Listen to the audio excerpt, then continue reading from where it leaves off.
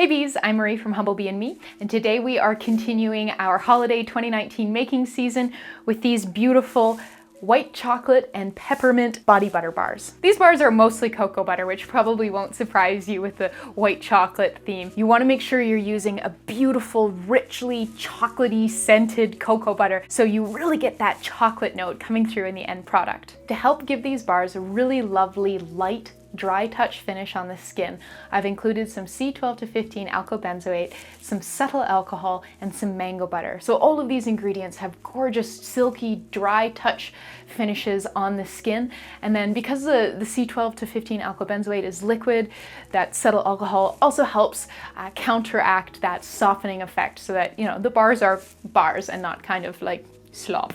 The minty goodness comes from some peppermint essential oil, and then we're including some mica for color. I did a version using all green mica, and then I did another version using a blend of green and gold. There's really quite a lot of fun that you can have with the mica choices, blending them here and there to create kind of exactly what you want. You can have a lot of fun there. Making these is pretty simple. We are going to melt together our heated phase, bring it to trace in an ice bath, and add our cool down ingredients, mold, freeze to get them to set up, unmold, and you are done. So come on, let's go make some body butter bars. We'll begin by combining our heated ingredients in a small, heat-resistant glass measuring cup. So you're going to need 60 grams of unrefined, beautifully cocoa-scented chocolatey cocoa butter, 4 grams cetyl alcohol, 8 grams C12 to 15 alkyl benzoate, 6.4 grams mango butter, and 0.6 grams mica. And so as you can see here, this is a blend of a dark green mica and some gold, but you can kind of use whatever you have or whatever sort of seems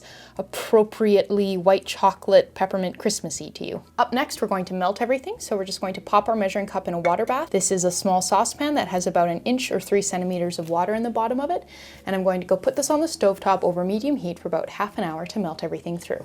Once the body butter mixture has melted, you can remove your water bath from the heat and remove the measuring cup from the water bath. So up next, we are going to cool this in an ice bath. So this is a bowl that can hold the measuring cup, and kind of what I've done is I've put about 1 inch of water in the bottom of it, frozen the bowl with the whole water disc in there, and you can see that there were ice cubes in there at some point in time, but I just kind of keep this bowl in my freezer with about 1 inch of water frozen in the bottom of it, so whenever I need an ice bath, I can pull it out, top it off with about another inch of water, and voila, water bath. And then when I'm done with it, I can kind of drain off the excess water and refreeze it. I'm just going to pop this in our water bath, and we're gonna stir it for a wee while. I'm not trying to get this to trace quite yet. That is where we're headed, but we're going to take a little bit of a detour on the way there to add our cool down phase ingredients, our peppermint essential oil and our vitamin E, which you can see off to the side of the screen there. So you're going to need to add 0.4 grams vitamin E oil and 0.6 grams peppermint essential oil. So at this point in time, we are going to head towards trace. And we want to make sure that basically we kind of hit just trace and then we'll pour pretty quickly, and then we're going to move the bars in their molds to the freezer. So I have a silicone mold here, and it is a little floppy for moving when full of hot liquid things. So I've put it on a plate so that I can easily move it when the time comes.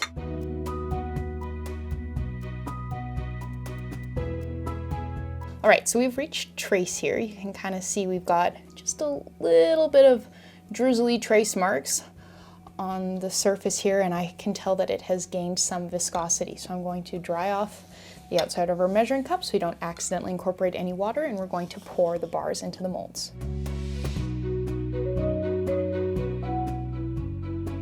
Now I'm going to very carefully transfer the mold to the freezer. Once your body butter bars have set up, you can remove the mold from the freezer and you can unmold them. So you do notice that we've got a little bit of sinking going in a couple of these and a little bit of a crack in the middle. If you want to fix that, you can hold a hairdryer or a heat gun to the bars to kind of remelt the surface so that that smooths out. There they are, looking quite lovely. Here is an earlier version that I made using just the green mica. So these ones that we just made use green and gold, obviously, whereas this one does not have any gold notes in it. I love the little flush that we get from the gold. But since this one is already at room temperature, I thought we would use this for a bit of kind of an application demo. So I find that, when rubbed onto the skin, you can see there's a bit of a sheen there. It doesn't leave any color, but it melts readily onto the skin. But you can see that I've kind of had this in my hand for a while, and I was holding both of them, and they're not liquefying immediately.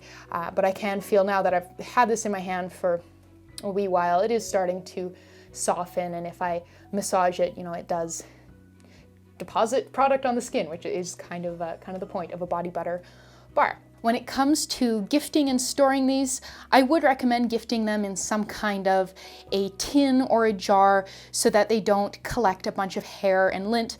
I find that as you have been using them and they soften a bit, they tend to pick up some lint and some hair, and after a while that gets kind of gross. And so if you're leaving it on a bedside table or something after use, it'll tend to collect dust and stuff, and it's not a great use experience. So I recommend keeping it or gifting it in a jar or tub of some kind. You could also make these bars in some sort of a push-up tube. So there's paperboard ones and plastic ones like deodorant tubes that would also work really well and would kind of prevent you from having that sort of lint and hair stuck to them experience. Thank you so much for watching.